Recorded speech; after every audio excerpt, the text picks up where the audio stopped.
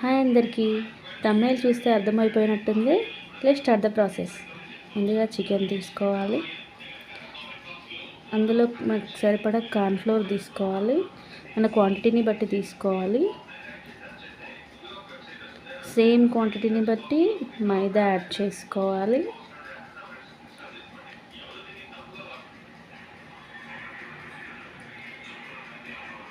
మన టేస్ట్కి సరిపడా కారం తీసుకోవాలి. మనం ఎంత స్పైసీగా తింటే అలా తీసుకోవాలి.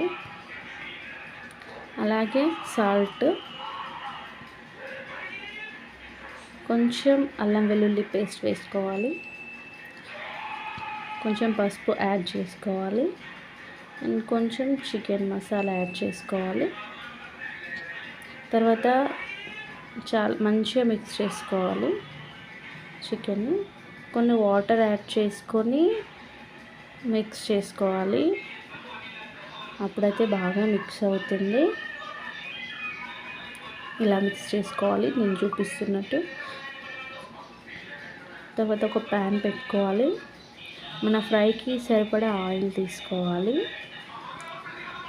ఆయిల్ మంచిగా హీట్ అయిన తర్వాత మనం ముందుగా ప్రిపేర్ చేసుకున్నటువంటి చికెన్ పీసెస్ని ఒక్కొక్కటిగా వేసుకుంటూ ఫ్రై చేసుకోవాలి.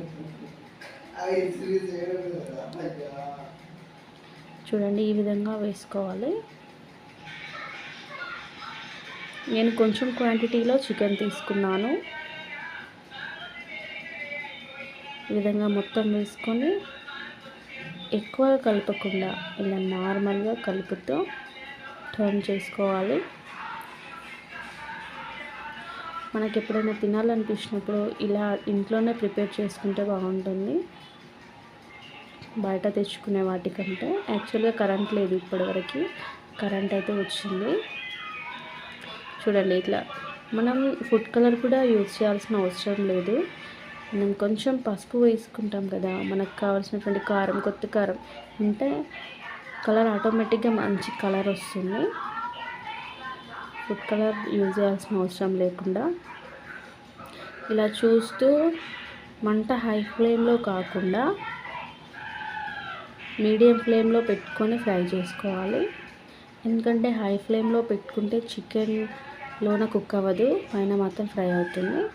ఈ విధంగా మంచి కలర్ కనిపించిన తర్వాత మనం తీసి పక్కన పెట్టుకోవాలి. నేను కరివేపాకు కూడా ఇందులో వేసాను, బట్ స్కిప్ అయింది. చూడండి, ఫైనల్గా పకోడీ అయితే రెడీ అయిపోయింది. వేడివేడిగా చికెన్ పకోడీ ఇంట్లోనే ఈజీగా చేసుకోవచ్చు.